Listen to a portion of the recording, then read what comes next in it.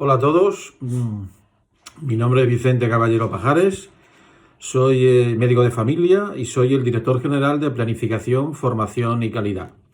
En primer lugar, quería agradecer que me haya invitado el Ayuntamiento de Castuera en esta iniciativa preparatoria a lo que será el 14 de noviembre, el Día Internacional de la Diabetes. La iniciativa que lleva por nombre Cuidándonos Juntos, el manejo de la diabetes en la pandemia. También decir que he sido el presidente de la Sociedad Extremeña de Diabetes, con lo cual me une mucho el trabajo dentro del mundo de la diabetes, como recordaréis, participante en la Escuela de Salud de Castuera y hemos hecho muchos eventos relacionados con la diabetes ahí en Castuera. Me han encomendado que hable un poco de lo que son el manejo, los cuidados y el seguimiento del paciente con diabetes dentro y fuera de la época de la pandemia por COVID-19. Bien, centrándonos un poco, os tengo que decir que dentro del cuidado o tratamiento que debe de seguir un paciente con diabetes, la base se estructura en tres apartados. Uno sería la dieta, dos sería el ejercicio y tres sería el tratamiento farmacológico prescrito por su médico. Bien, en cuanto a la dieta, siempre preconizamos que la dieta debe ser evitando los azúcares refinados, los azúcares de absorción rápida, hay que evitar las grasas, sobre todo de tipo animal, y tener principalmente una dieta equilibrada. Muchas veces no depende del tipo de alimento que elijamos, sino de la combinación o de la variedad, ¿vale? Siempre dentro de alimentos hay que ver el perfil glucémico que tiene cada alimento y adaptar un poco la dieta a las condicionantes que tiene el paciente con diabetes. Dentro del ejercicio, el ejercicio se estructura en función de la capacidad para realizar lo que tenga el paciente con diabetes, pues puede ser un ejercicio tanto anaeróbico como aeróbico. Cualquier tipo de ejercicio viene bien para un control riguroso de la glucemia del paciente con diabetes. El ejercicio siempre se preconiza como una herramienta fundamental y que tiene que estar presente dentro del hábito de todo paciente afecto de diabetes. El tercer apartado que seguimos a la hora del control del paciente con diabetes sería el tratamiento farmacológico.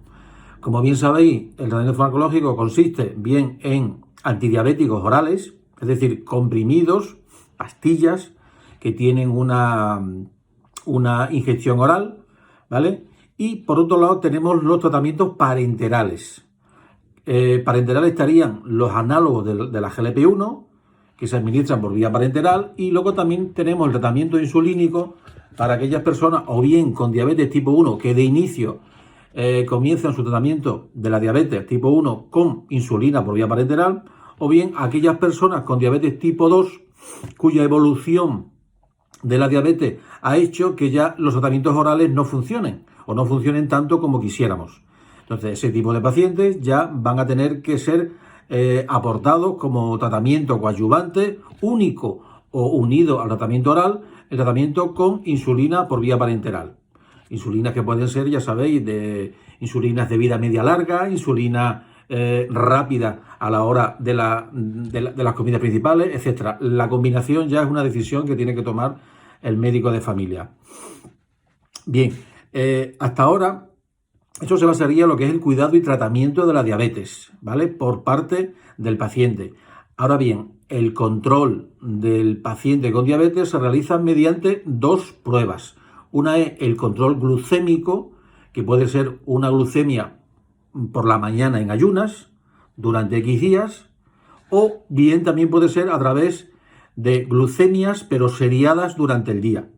Se llama el perfil glucémico.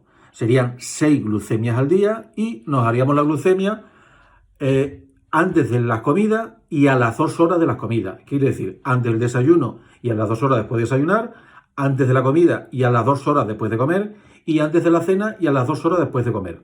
La evolución de ese perfil glucémico nos va a decir cómo evoluciona la diabetes en ese paciente. Si lo hacemos durante varios días seguidos, pues vamos a ver más o menos en qué momento del día ese paciente tiene elevaciones de la glucemia. Y el facultativo, el médico de familia, tiene una herramienta que se debe hacer cada 6 meses, que se llama el control de la hemoglobina glicosilada. Ese control se hace dentro de la batería de analíticas que incluye glucemia basal, colesterol, función renal, función hepática, tiroides, etcétera, etcétera, y en esa analítica incluimos la hemoglobina glicosilada. Acordaros aquello del famoso semáforo. Cuando la hemoglobina glicada está por debajo de 7, el control es óptimo, y cuando está por encima de 7, el control es subóptimo y tenemos que actualizar lo que es el tratamiento para la diabetes. También otros tratamientos coadyuvantes al paciente con diabetes podrían ser también lo que es la vacunación.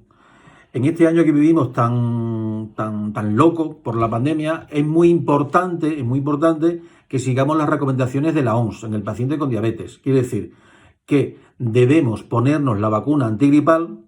Animo a la administración de esa vacuna, ya que estamos en el periodo de vacunación, ya se ha iniciado la campaña de vacunación antigripal, y también aquellos pacientes que por edad lo precisen, la vacuna antineumocócica.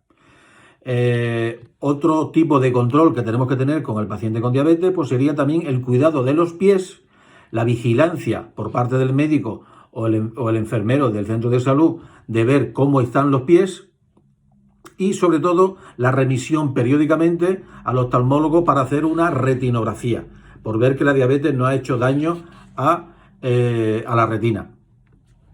Dentro de los cuidados que tenemos que tener con la pandemia, porque bien es sabido que el paciente con diabetes es más vulnerable a las complicaciones que puedan surgir una vez que se ha infectado por COVID-19, tenemos que extremar mucho las medidas. Las medidas tanto generales como las medidas particulares. Las medidas generales, de todo es sabido. Consiste en la distancia social, ¿vale? Consiste en el uso de mascarillas y consiste en el lavado frecuente de manos, ¿vale? Yo os recomiendo que estas medidas se sigan con pulcritud. Acordaros que la distancia social, se habla de que tenemos que mantener una distancia de 1,5 metros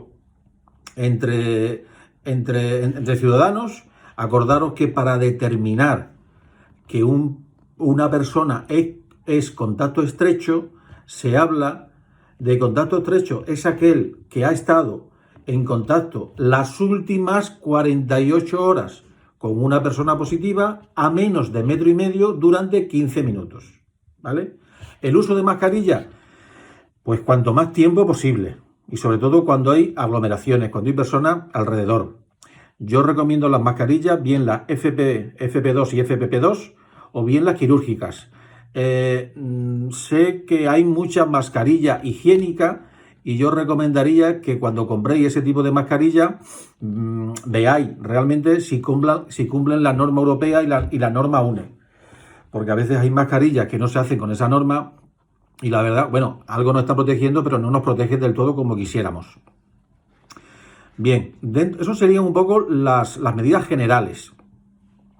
Y ahora, dentro del paciente con diabetes, en esta época, en este año del COVID-19, yo abogaría por un control estricto de las medidas generales, un control estricto de la alimentación, un control estricto de la farmacología. Tenemos que ser muy adherentes al tratamiento farmacológico, que no se nos olvide un medicamento, ¿vale? Y que no se olvide pincharse la insulina, por supuesto. Y luego también tenemos que ser muy rigurosos en el tema del ejercicio. En esto tengo que decir que durante la primavera sufrimos un confinamiento social, y entonces los pacientes con diabetes y sin diabetes estuvimos confinados más de 40 días, y eso repercute lógicamente en el grado de control de la diabetes.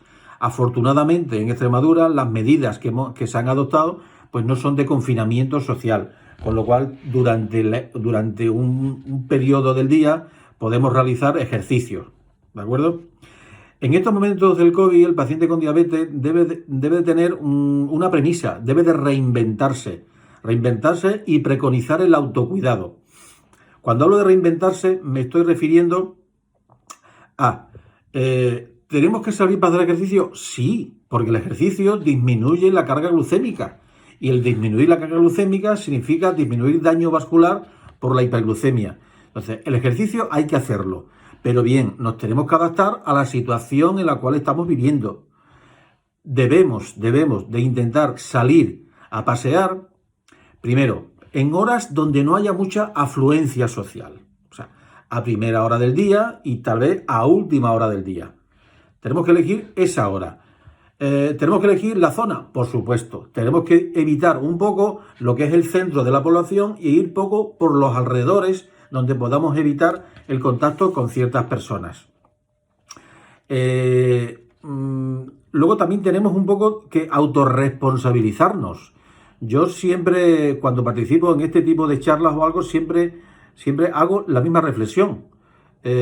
Cuando yo tengo que ir a casa de un amigo, de un vecino, de un familiar, etcétera, etcétera, a veces me lo planteo previamente y me digo, ¿es necesario realizar esa actividad social o no es necesario? Porque si no es necesario, no lo hagáis. Si evitamos el contacto, evitamos un poco la diseminación del virus y la posibilidad de contagio. Como he dicho, el paciente con diabetes es un paciente de complicaciones por COVID-19, ¿vale? Como bien sabéis, los niños pequeños, pues no, prácticamente cuando se infectan no tienen clínica, o a veces son portadores, son pacientes asintomáticos que no tienen síntomas, pero transmiten la enfermedad. Vale, cuando hablo del autocuidado, muchos de vosotros tenéis máquinas de glucemia. Entonces sería interesante que periódicamente realizarais o bien una glucemia basal de vez en cuando, o bien hacíais un perfil glucémico, lo que decía antes de las 6 tomas de glucemia al día. Y la forma más correcta de controlar eso sería el contacto telefónico, habida cuenta de que la situación pandémica a veces está ocasionando un difícil acceso a los centros de salud y consultorios del Servicio Extremeño de Salud. Yo os recomiendo que vía telefónica vayáis informando al médico o al enfermero de la variación, bien tanto, como he dicho, de la glucemia o bien del control o el perfil glucémico. Ya sabéis que vuestro médico cada 6 meses os tiene que entregar una analítica, una petición de analítica para medir aquellos factores de riesgo cardiovascular y principalmente el grado de control que, como decíamos, es la hemoglobina glicosilada. Bien, en estos momentos en los cuales la accesibilidad, como he dicho, a veces está comprometida, tenemos también que intentar buscar alguna información que sea científicamente fidedigna, en el cual podemos ampliar nuestros conocimientos y podemos, como decía anteriormente, podemos contribuir a ese autocuidado. Yo siempre digo que cuando el paciente sabe más de su enfermedad, tiene más conocimiento de la enfermedad y aboga más por el autocuidado. Respecto a este apartado, yo os recomiendo que hay bien redes sociales o bien páginas web. Sobre todo tenéis que buscar aquellas que sean de información veraz, que la fuente de información sea veraz, fuentes oficiales. Dentro de esas fuentes oficiales yo os recomendaría el seguimiento de las redes sociales o la visualización de la página web del Ministerio de Sanidad. Ahí hay un apartado COVID y también dentro de esa página web tenéis apartados sobre cuidados de la diabetes. También podéis entrar en una página oficial que es la página de la Sociedad Española de Pacientes con Diabetes. Ahí también tenéis un montón de información que os puede venir bien también para el autocuidado personal de vuestra diabetes y sobre todo las recomendaciones de cara al año que presentamos, al año de pandemia por COVID-19. Y a nivel autonómico, tenemos una página, tanto en redes sociales como una página web que se llama Salud Extremadura.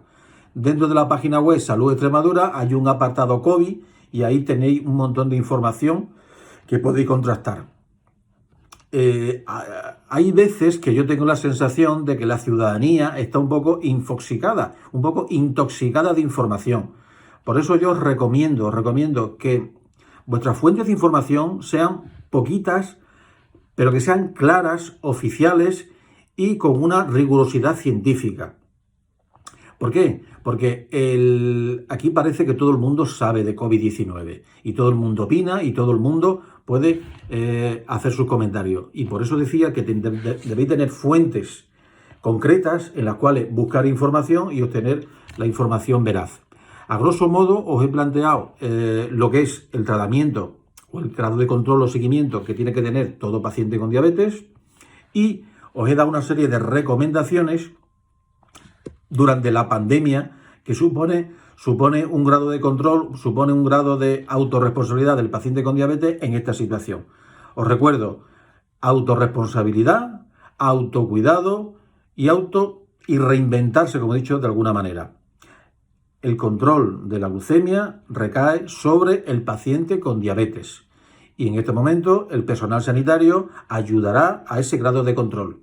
Pero yo abogo por la autorresponsabilidad en el cumplimiento farmacológico, en la realización de una dieta correcta, una dieta mediterránea, variada, evitar ciertos alimentos y el ejercicio. Y el ejercicio adaptado a la edad, adaptado a los condicionantes personales de cada paciente y adaptado a la situación actual de pandemia. ¿De acuerdo? Sin más, me despido. Espero que la actividad sea fructífera, que lleguemos, por así decirlo. Agradecer, como no, siempre al Ayuntamiento de Castuera y agradecer a la gente de la Universidad Popular de Castuera y de la Escuela de Salud de Castuera que ha tenido a bien invitarme. Espero que nos veamos pronto y la situación mejore. Os recuerdo que al COVID hay que tener el respeto, pero no miedo. Tenemos que mantener un poco lo que es la información, nuestra vida diaria, con los condicionantes que nos ha supuesto el virus. Esperemos vernos pronto y a cuidarse mucho. Gracias por todo.